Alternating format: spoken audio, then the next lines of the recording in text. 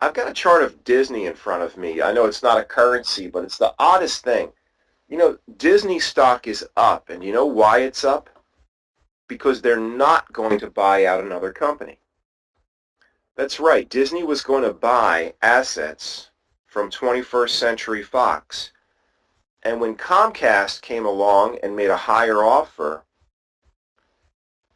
the Disney bid lost out. Disney will not be buying 21st Century Fox, it appears.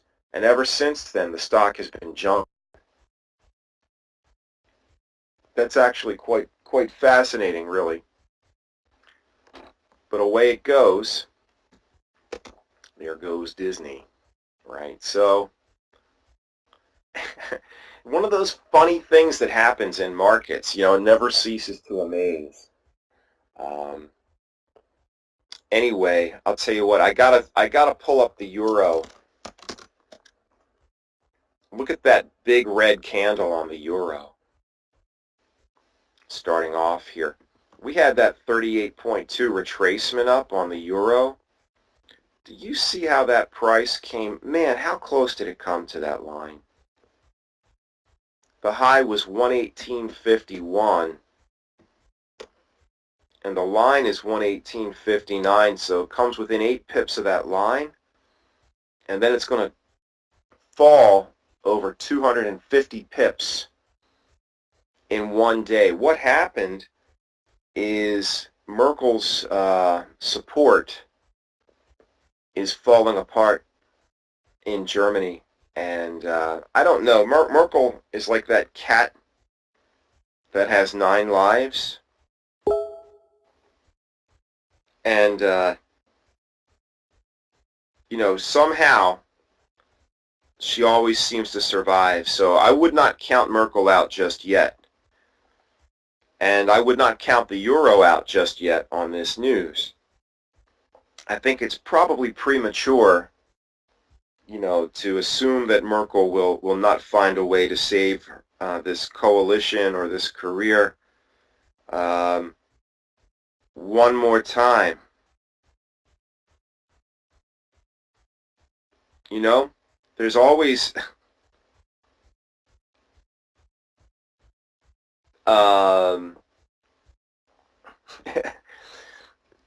everyone's selling because they think she's done, but she's going to, I don't think she's done, which means maybe this comes back up, right? If you think about it, maybe they are selling the euro prematurely here, and maybe it's time for the euro to start coming back up, because I just refuse to believe. I've seen this happen. It feels like 5 times already with Merkel. Do you understand? I mean, if you've been following this, her career now for, it's been going on for so long,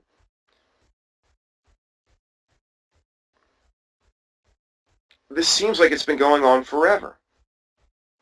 And you read the papers today and the headlines today, is this Merkel's moment of reckoning? That's the BBC article today.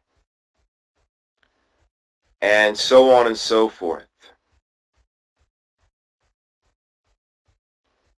Merkel seeks emergency talks with EU leaders. She will find a way to make this work. Just within the past hour, I have a headline. Merkel accepts deadline imposed by sister party, and this was the point of contention. So she is going to survive.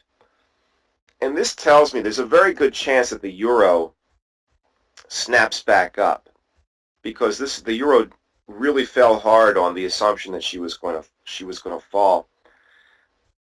I really think that she is not. She is not done. And I think you're going to see what we call a relief rally here in the euro. So where are we right now? 116.13. I'm calling it. I think it goes higher from here. I mean, maybe today, maybe tomorrow, but I feel like 116.13 is the entry. That's right now.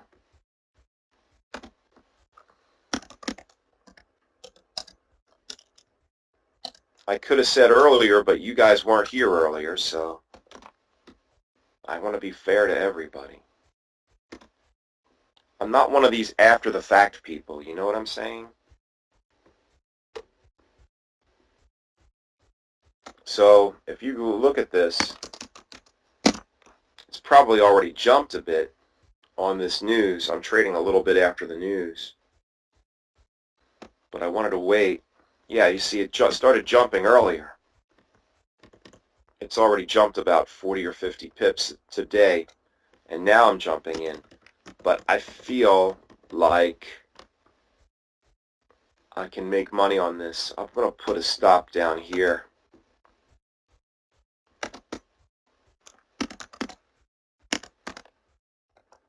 Under that low.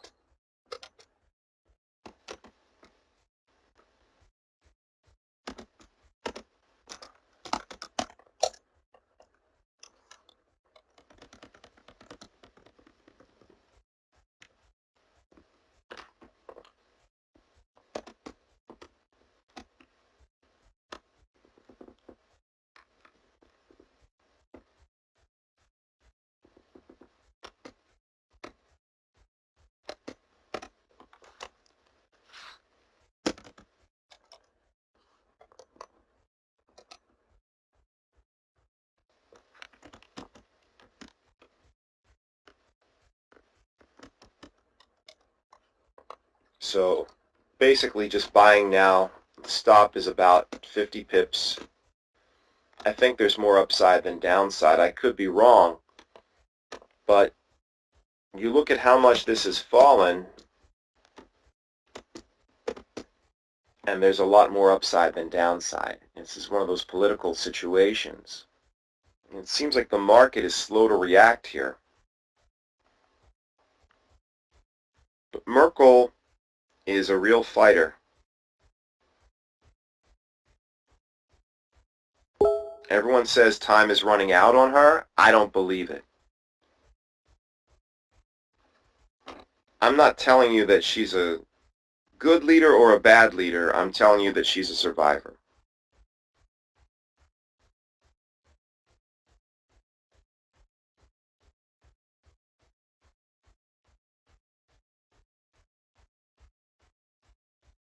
Okay?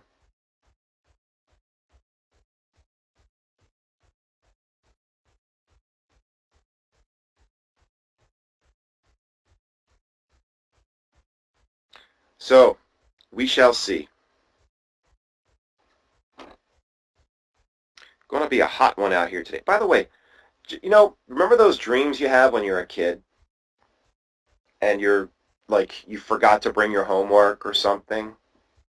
What's the trading equivalent of that? You know, because I dreamed last night that I opened up my account and I had all these losing positions in it.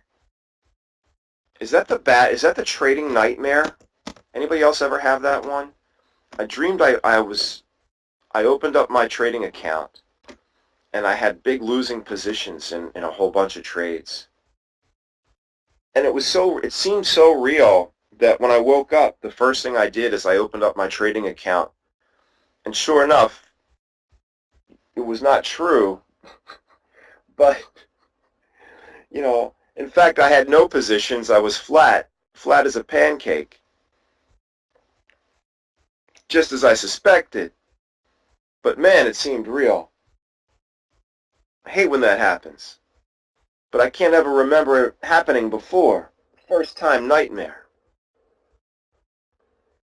It is a bad one, Carlos. I'm telling you, man. It really bothered me. For like 5 minutes. I mean, as soon as I woke up, I was like, oh, crap, man. So I went into the, it was just enough to leave a little bit of doubt in your mind, you know. Enough for me to go into my iPad. Man, did I leave a position open? Did I leave an order in there? No. Right?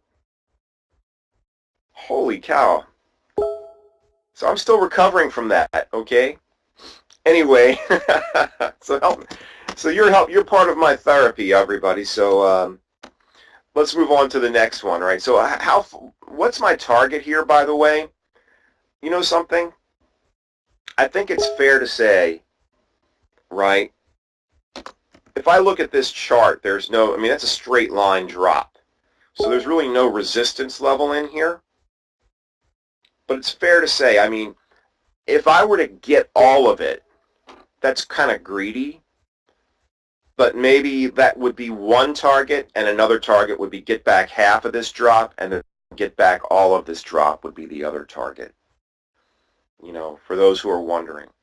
Because I'm not going to sit in front of the computer all day because I don't know, I might head to the beach. I don't know. I've got a house full of people from Brazil, though. It's just going to be hard to take them all to the beach. So, none of them speak English. It's going to be hard. But man, can they cook. Man, can they cook. Okay, all right. What a life we're leading over here, right? Carlos says, oil has been great. I shorted it again. Overbought RSI also at a critical level. The oil thing, is this something I wanted to touch on because I gotta say, it doesn't make a lot of sense to me. I mean, I mean, your trade makes a lot of sense to me. But what's going on with oil doesn't make a lot of sense to me. And what happened is, and by the way, that's a perfect bear flag. If you look at this on oil, maybe not perfect, but here you go. Bear flag number one right here.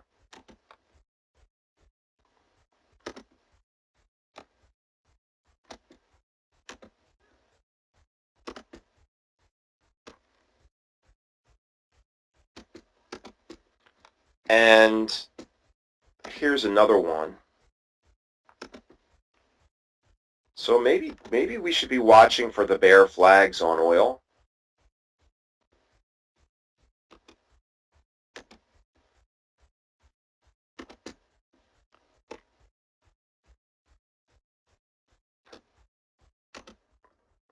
New parallel, here we go. So drop, bear flag, drop, bear flag, drop. Carlos says, I closed the short because I'm expecting a weekly level. What I don't get is the Saudis putting so much more supply on the market. Do you think they cut a deal with the U.S. to put more supply? Because I keep hearing, hearing Trump complaining about OPEC, and the next thing I hear is that the Saudis are increasing supply, and it doesn't really seem that necessary with the price dropping. Like, why would you increase supply so much with the price falling the way it is? It doesn't seem right. It seems weird to me. Like maybe they cut a deal with the U.S. and there's something else going on politically behind the scenes, something bigger that has nothing to do with oil, right? That has something to do with, well, if I had to take a wild guess, it starts with an I and it ends with Iran. Because Iran and Saudi Arabia have not been getting along lately.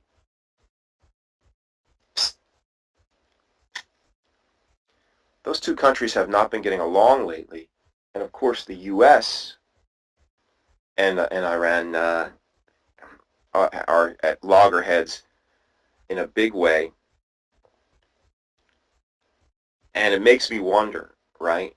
If they're doing some sort of a favor for the U.S., so what else is going on behind the scenes that we don't know about? So I don't know, but I have a feeling we're going to find out someday, right? That some sort of deal is being cut here. Just a weird feeling I have. Let's get rid of this line we don't need anymore. So you can see there was this trend line. That trend line was broken, and look out below. So anyway, Carlos says, I closed it. I'm expecting a weekly level. Carlos is looking for weekly support here. Weekly support to come into play, probably somewhere down here. I'm thinking Canadian, right? Canadian has to come into play at some point. Oh, and by the way, if you look at it this way, right, it should stop falling soon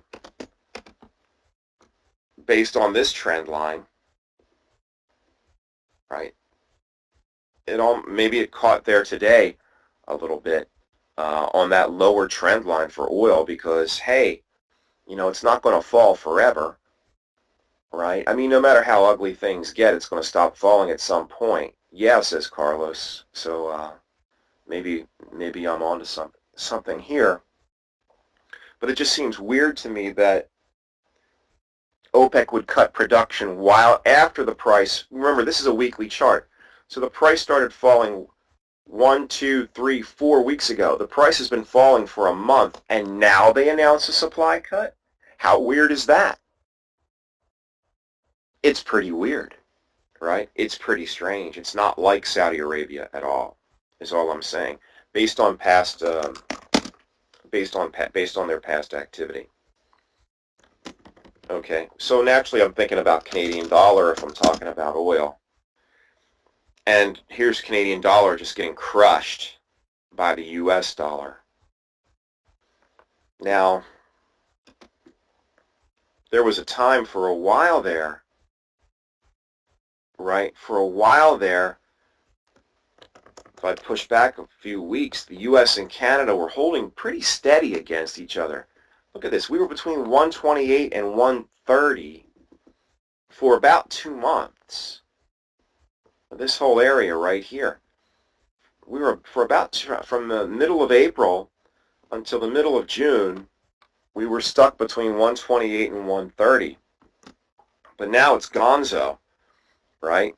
In 2 days, we went from 130 to 132. And that's the highest we've been in a while. So this is a legitimate breakout. You know, a lot of times breakouts don't work. A lot of times breakouts are fake outs. They turn into fake outs and you get burned. But in this case, it seems legit. It's kind of funny, though. This is definitely hitting an area of resistance right here. You can see that pocket of resistance here. So we kind of slammed into it today, and we're kind of parked here now, but at 132. But that's the highest we've been in almost a year on Canadian dollar.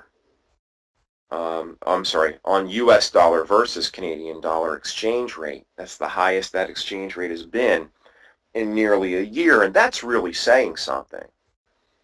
That is truly saying something. Okay?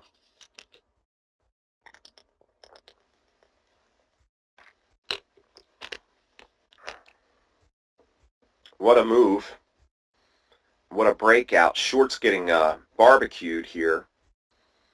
And right up into resistance.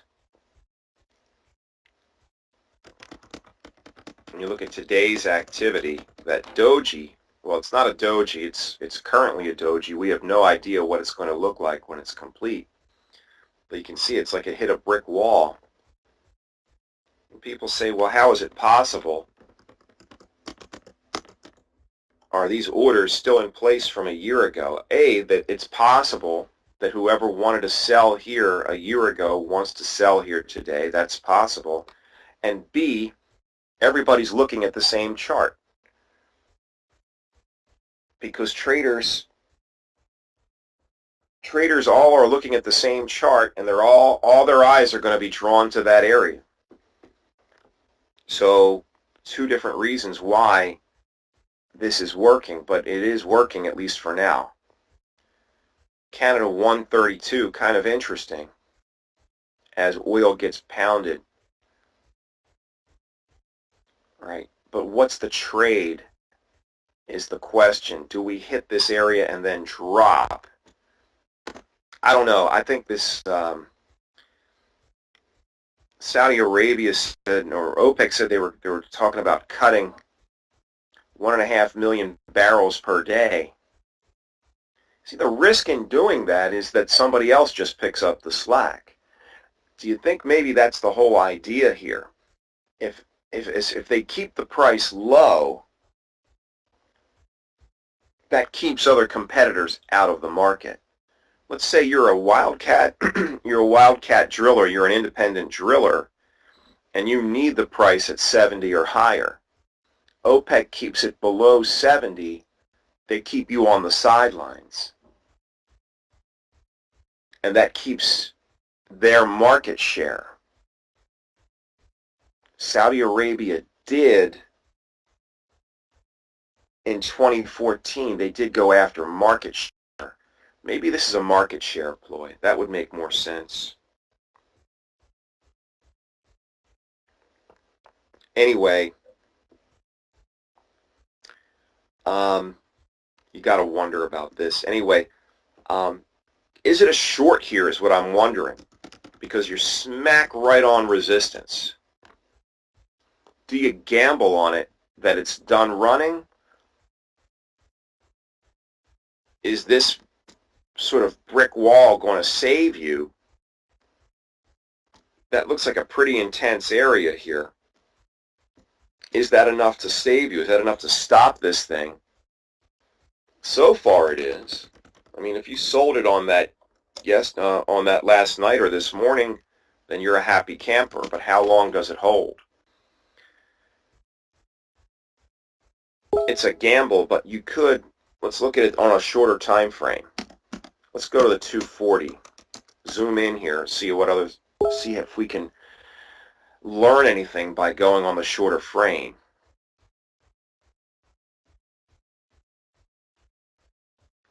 You can see it there, you can see it hitting. So we really ran hard into that. We ran hard into it, and we run into it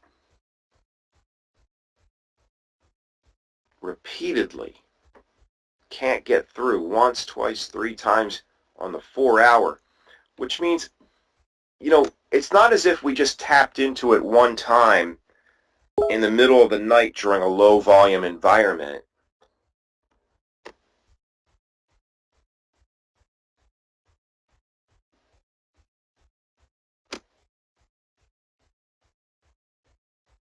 If I were a gambler, this would be a high-risk trade. I would say sell it again next time it comes up to 132. That's some risky stuff, though. Here's why I won't do that. You ready? Let me explain why this is probably a bad idea.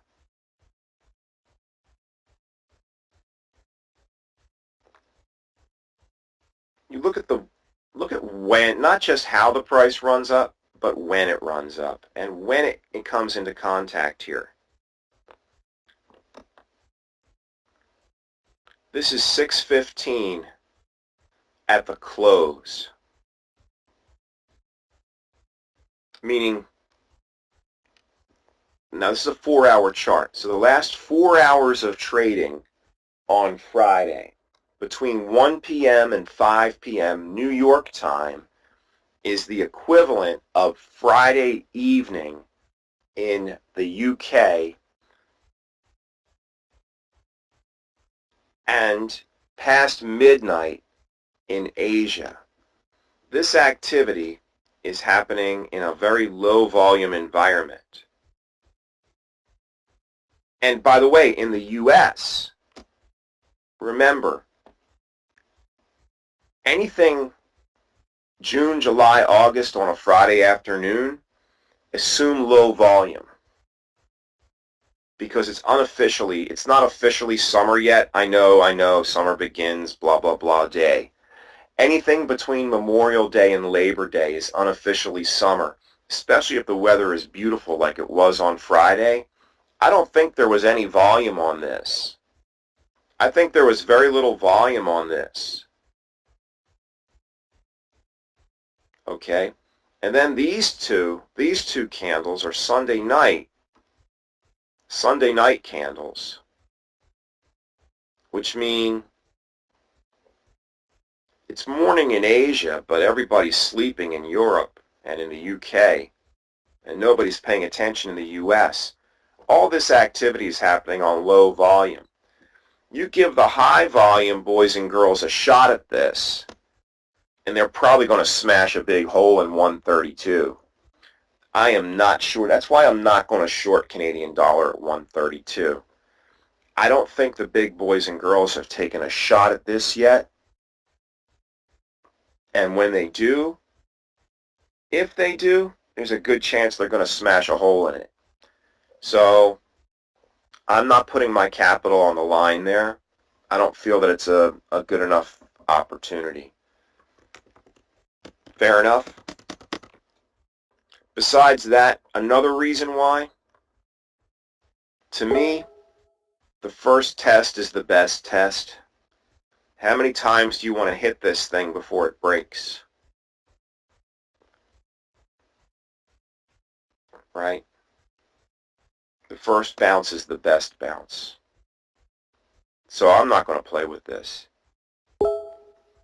You might have a lot of momentum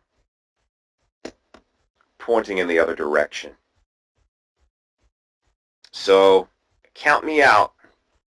Sometimes the trades you don't take are just as important as the ones you do take. How about that? So I am taking the Euro trade, Euro USD, just to summarize.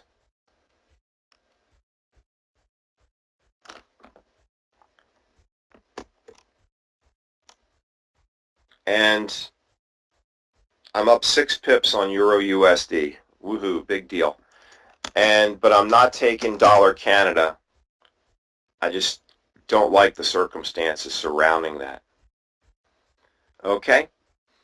And that's going to wrap it up for this session. I will be back in 30 minutes, though, and I'll be with you all week. Right? I'll be with you for one more session today, 2 more sessions tomorrow, and 2 sessions on Thursday. So you're going to get a whole lot of ed this week, a whole lot of education from Ed. So I hope you'll tune in. Everybody have a great day. I'll see you in 30 minutes. Thank you.